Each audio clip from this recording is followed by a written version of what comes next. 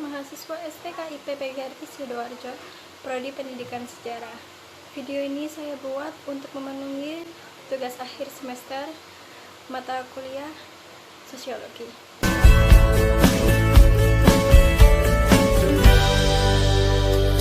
Kebudayaan memiliki 7 unsur, yaitu bahasa, sistem pengetahuan, sistem kemasyarakatan, sistem pertahanan hidup, sistem mata pencarian, sistem religi, dan kesenian. Dan saya akan membahas satu persatu unsur kebudayaan yang ada di lingkungan tempat tinggal saya. Yang pertama, bahasa. Di lingkungan tempat tinggal saya, kami biasanya menggunakan bahasa Jawa untuk berkomunikasi sehari-hari, karena saya pribadi juga menggunakan bahasa Jawa, tetapi kita juga menggunakan bahasa Indonesia. Yang kedua, sistem pengetahuan. Di lingkungan tempat tinggal saya, banyak anak-anak yang bersekolah dengan mengikuti peraturan dari pemerintah, yakni 9 tahun belajar. Bahkan anak-anak di sini juga sangat pandai menggunakan teknologi, bahkan lebih pandai dari orang tua mereka. Yang ketiga, ada sistem kemasyarakatan. Banyak organisasi yang ada di lingkungan tempat tinggal saya yang memberikan manfaat. Salah satunya ada pengajian ibu-ibu PKK, dan organisasi untuk anak muda ada Karang Taruna. Yang keempat, ada sistem pertahanan hidup. Di era sekarang ini, atau yang biasa disebut dengan era globalisasi, manusia sangat membutuhkan peralatan untuk memudahkan aktivitas mereka. Di lingkungan tempat tinggal saya, banyak sekali masyarakat yang sudah memiliki handphone untuk memudahkan aktivitas mereka, dan juga mempunyai alat kendaraan seperti mobil dan sepeda motor. Yang kelima, ada sistem mata pencarian.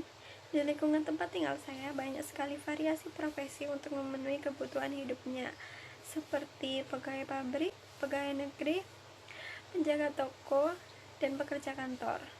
Yang keenam, ada unsur religi. Unsur di mana setiap manusia mengakui adanya Tuhan sebagai sang pencipta.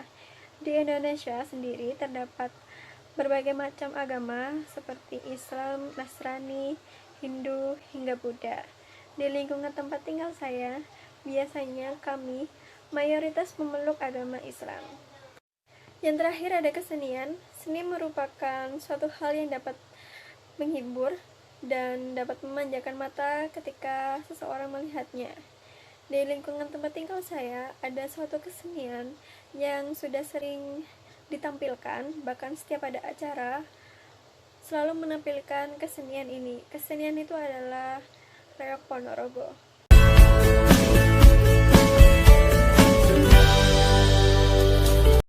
Yang pertama, teori feminisme. Keterbungkaman perempuan Jawa serta diskriminasi yang dialami oleh perempuan Jawa digambarkan mengalami ketidakadilan gender, baik dalam keluarga, pendidikan, maupun pembagian kerja. Dari awal film diperlihatkan bagaimana sosok Kartini terlahir dalam keluarga yang poligami dan mengalami berbagai diskriminasi yang membuat cita-citanya sempat kandas. Kemudian Kartini juga terpaksa menikah melalui perjodohan yang membawanya kembali pada derita poligami. Akan tetapi, karakter Kartini yang tidak menyerah memperlihatkan bagaimana dia berjuang di tengah lingkungan yang tidak mendukung seorang perempuan untuk maju. Dalam film Kartini, sosok Kartini sebagai tokoh utama mendobrak mitos yang selama ini melekat pada diri perempuan Jawa, hingga menjadikan perempuan Jawa dianggap sebelah mata. Perjuangan Kartini akhirnya memunculkan keberhasilan menyetarakan hak perempuan. Yang kedua, teori kebudayaan. Kebudayaan Jawa kala itu identik dengan ideologi patriarki yang syarat dengan ketidakadilan gender. Konsep adat yang berakar kuat dalam budaya Jawa akhirnya menyebabkan ketindasan dan membelenggu perempuan. Perempuan Jawa diharuskan selalu dapat menjadi seorang pribadi yang tunduk dan patuh pada kekuasaan laki-laki, yang pada masa dulu terlihat dalam sistem kekuasaan kerajaan Jawa atau keraton. Ideologi patriarki dalam film Kartini ditampilkan melalui tradisi pingitan, poligami, dan penggunaan bahasa dalam kebudayaan Jawa. Yang ketiga, teori fungsionalisme struktural. Stratifikasi sosial yang ada pada film Kartini ini menunjukkan bahwa kaum biasa atau rakyat biasa tidak bisa mempunyai kekuasaan dan tidak bisa berbuat sesuka hati mereka. Dan untuk orang yang berkuasa bisa melakukan hal yang mereka mau.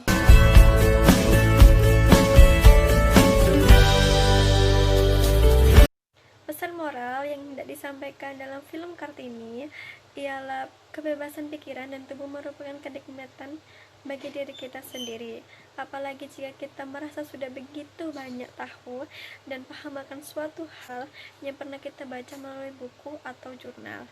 Kita sudah merasa bebas sebebas-bebasnya. Namun dalam film Kartini ini kita belajar, khususnya bagi perempuan Indonesia, untuk tetap mampu memilah kebebasan yang dipahami oleh bangsa Indonesia dan kebebasan yang dianut oleh orang luar negeri.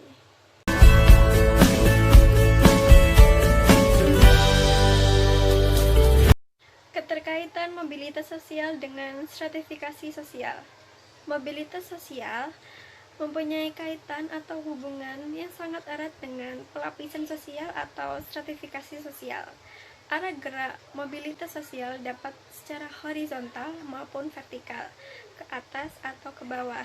Gerak sosial lebih mudah terjadi pada masyarakat terbuka karena lebih memungkinkan untuk berpindah strata. Sebaliknya, pada masyarakat yang sifatnya tertutup, kemungkinan untuk pindah strata lebih sulit. Contohnya, seseorang wanita yang berasal dari keluarga sangat sederhana menikah dengan laki-laki dari keluarga kaya dan terpandang di masyarakat. Perkawinan ini dapat menaikkan status wanita tersebut.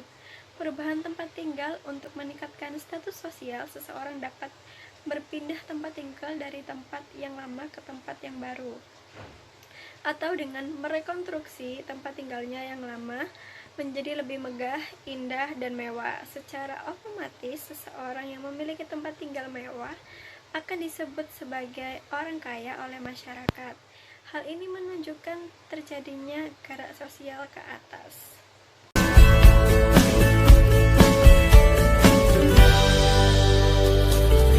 Manfaat yang saya dapat dalam mempelajari ilmu sosiologi, yang pertama, saya jadi lebih bisa menganalisis suatu peristiwa yang berkaitan dengan lingkungan hidup dan masyarakat. Yang kedua, mengetahui sifat sosial manusia. Dijelaskan mengapa manusia adalah makhluk sosial, mengapa hidup dalam berkelompok, komunitas, dan masyarakat. Dan yang ketiga, memecahkan masalah sosiologi. Tugas sosiologi untuk mempelajari masalah-masalah sosial melalui metode penelitian ilmiah dan untuk menemukan solusi bagi masyarakat. Dan yang terakhir, sosiologi mengajarkan manusia untuk bersikap objektif, kritis, dan tidak memihak.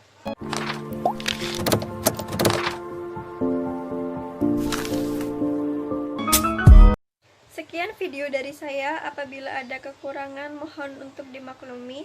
Wassalamualaikum warahmatullahi wabarakatuh. Terima kasih.